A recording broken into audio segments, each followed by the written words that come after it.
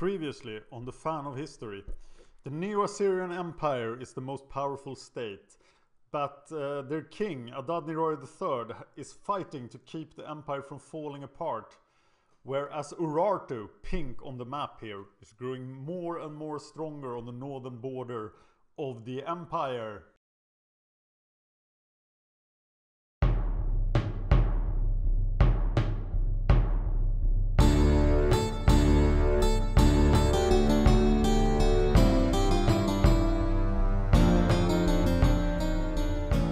So, what happened in the 780s BC? Well, I'll tell you, but I'm just a fan of history, so I might be wrong. If you find that I'm wrong, please tell me.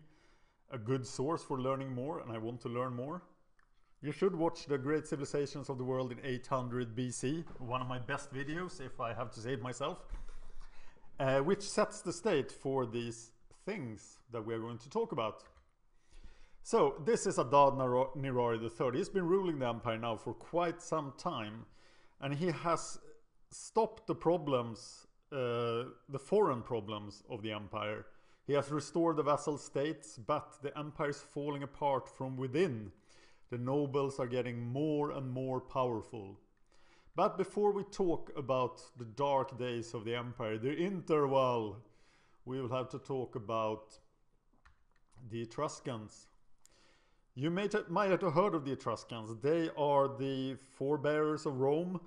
They are one of the greatest influences on the Roman Empire and the Republic. But they never invaded Italy. Quite recently, in 2013, it was proven that the Etruscans are native to this land.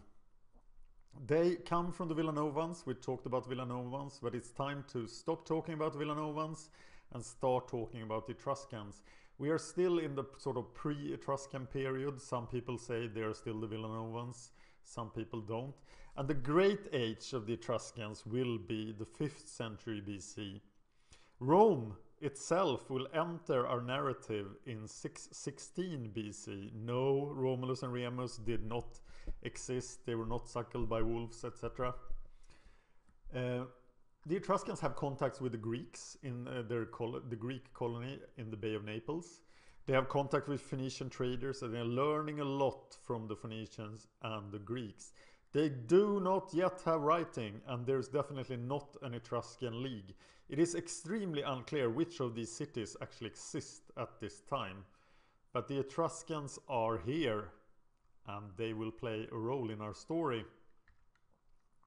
In Urartu, Menua is still the king, and Menua has done so much to strengthen Urartu, and it's fascinating that he is not mentioned at all by the Assyrians.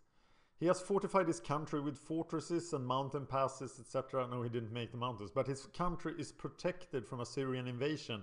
And Assyrian invasion used to be a major problem for Urartu in the 9th century BC, but that is no longer the case. And Urartu is growing in these years, the first years of this decade. Menua is conquering more territory in the southeast around Lake Urmia to the southeast on this map.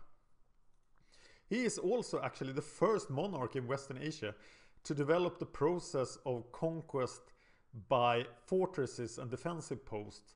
And what he's doing is pretty much what the late Roman Empire did. So his borders are really well fortified, and Urartu is hard to invade. Menua also built canals.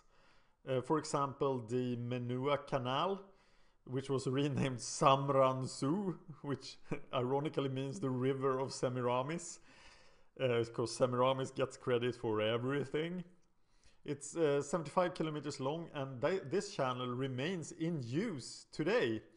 The Nairi Sea in the middle of the map is Lake Van in what is today Turkey. The Nairi Sea has no fresh water, so this channel really helps. He also built huge cisterns and vineyards, and there was much bronze working in Urartu. Menua was the king of Urartu between 810 and 786 BC. These are uncertain dates, but we have Urartian sources for his reign. And in 786 BC, Menua dies, and his son Argishti becomes the king. And where Menua sowed, his son and his grandson reaped. This is one of the greatest kings of Urartu, and we have his annals. Everything he wrote about his reign is preserved. So there's actually the interesting situation that the sources of Urartu now become better than the sources of the Assyrian Empire. There is some of the sources, we can read them, but we don't understand geographic terms. So the Urartian sources are somewhat problematic. And the research in Urartu's history is still new. So there are things happening right now, so we can learn more about Urartu at any time. But in 786 to 784, Argishti fought in the southeast and the north, and Urartu grew even bigger. We'll talk much more about Argishti in the next episode. In 785 BC, the king of Tyre, the leader of all of Phoenicia, possibly, I think Tyre controlled all of Phoenicia at this point, he dies. He was the brother of Dido, who founded Carthage back in the 810s BC. Pygmalion is mentioned in several sources, but we don't know anything about his successor. And we don't know very much about what Phoenicia is doing before 750 BC. But Phoenician colonization is still going strong. Phoenician boats are everywhere in the Mediterranean, and they are still way ahead of the Greeks. And they also supply the Neo-Assyrian Empire with luxury goods, so Adad-Nirari III feels no need to conquer Tyre, but that will change soonish. In 785 BC, Shamshi-Ilu, the Tetrano, the field marshal of Assyria, and probably not the king, attacks Kubushkia. Kubushkia is at the bottom of the map. It is a contested border area between Urartu and Assyria, and once again the Urartian fortresses hold. So this might have been a defensive war from Assyria's side. That is that Shamshi-Ilu tried to stop further projection of Urartian power into Assyria, because the area that is controlled by Shamshi-Ilu and the old area of the Bitadini is right next to Urartu now.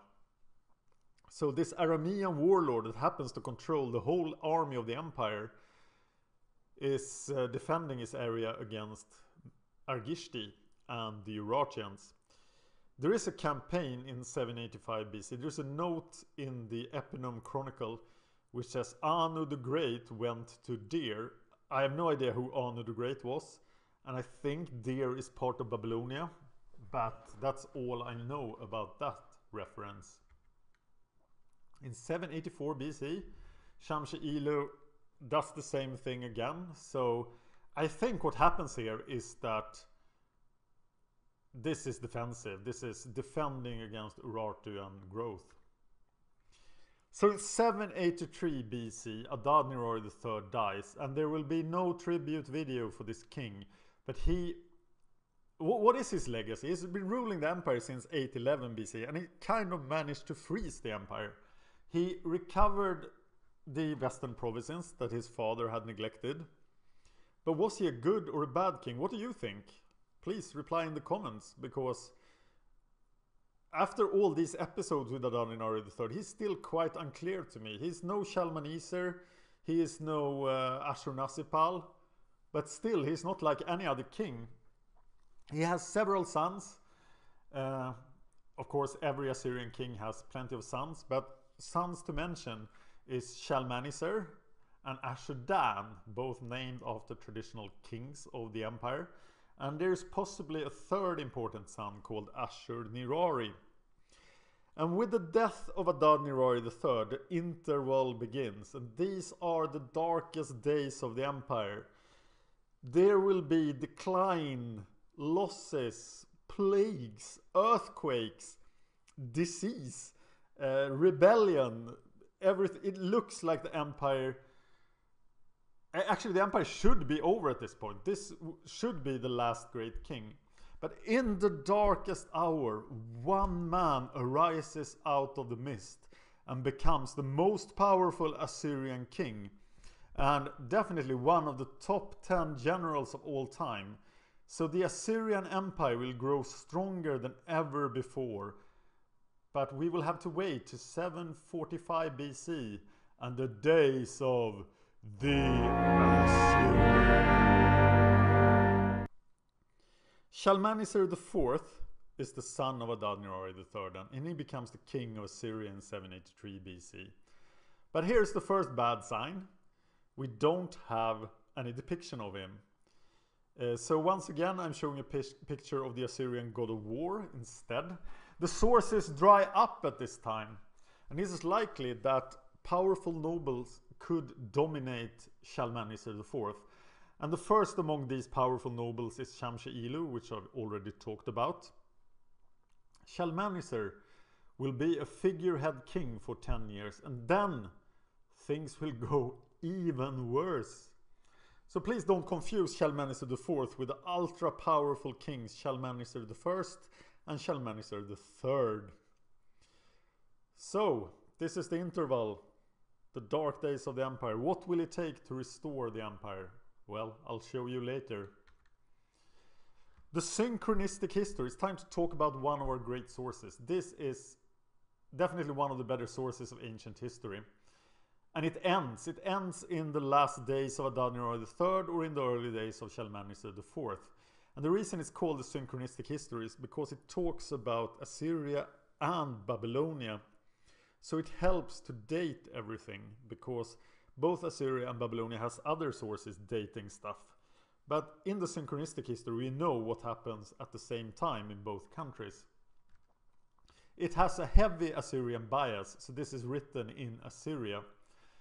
They found 3 tablets of the Synchronistic History in the library of Ashur-dan, the scholar king. Oh, I love to talk about him. We'll talk about him later in the 7th century, but he's one of the great kings of Assyria as well. Perhaps he's the second greatest king. That is greater than Ashur-dan II, but less than the Assyrian. But for this period, the Synchronistic History ends saying that Babylon repeatedly violated boundary agreements in the East Tigris area. The Babylonians are threatened in the document with Assyrian vengeance, but the empire is no longer able to deliver such vengeance.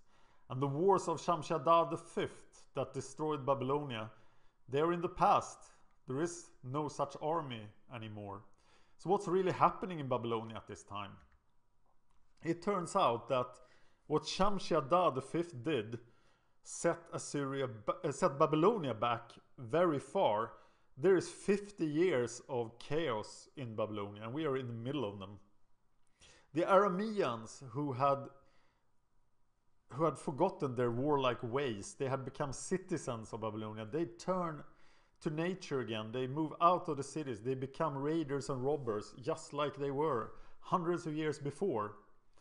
The Kassites have left Babylonia. They are in the foothills of the Zagros mountains, and they don't want anything to do with Babylonia anymore. This is not what they want. They want their own kingdom, Namri. And the Chaldeans in the marches to the south of Babylonia, they're increasing their influence, and very soon they will take over Babylon. And remember, Nebuchadnezzar II is a Chaldean. There is a named king for this period, for this decade. His name is Marduk-Bel-Seri, but we don't know anything about him. We don't know anything about what's going on in Babylon. And Babylon is definitely in a worse state than Assyria. It is almost like Babylon has been set back to 1000 BC. In the Dark Age, Babylon was almost nothing. And this is what Babylon is now, almost nothing. In 783 BC, Shalmaneser IV attacks Itua. This is the eponymous year of Inurta-Nasir, the governor of Masamua. Remember the eponym chronicle? That's our big source now that the Synchronistic History has ended. The eponym chronicle only mentions one important noble and one place that the Assyrians fought in, and that's all. But the Itua was an Aramean tribe, and it is unclear where they lived. They might have been in Babylonia. or they might have revolted within the Assyrian Empire itself, and this will happen again in 782 BC. Next time, we'll talk about Yerevan.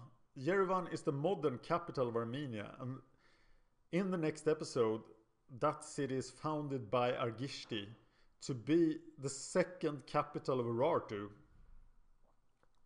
Please check out my Facebook page, talk to me on Twitter, go to the WordPress site, and like and share this stuff, because that helps me keep going. Thank you for watching The Fan of History.